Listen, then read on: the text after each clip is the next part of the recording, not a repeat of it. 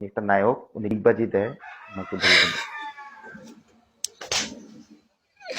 উনি আপনি পার্টি না, দেয় আপনি যদি তাহলে। চান তাহলে হিরো হিরো আলমকেও বলতে পারেন। কেন? আমি কি ওদের মতো নাকি? পাগল। না না, ওনারা কিন্তু সেলিব্রিটি, আমাদের দেশে অনেক বড় সেলিব্রিটি। আরে ওনাদের কথা তো বলি না।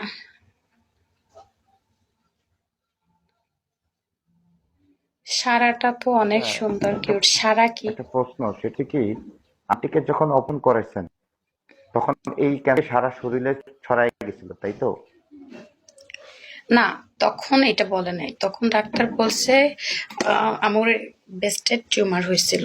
তো আম্মুরে জিজ্ঞেস করছে হুম হুম। কবে থেকে এটা স্টার্ট হয়েছে। তা আম্মু বলছে আমরা যখন ছোট ছিলাম।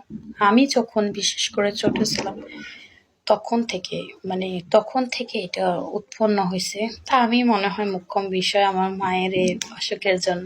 তা আমি বলি যে কি মা, তো আমি যখন হয়েছি তখন মানে তোমার এরকম ব্যথা হইতো আমারে খাওয়াইছো? কয় হ্যাঁ, তারপরেও খাওয়াইছে।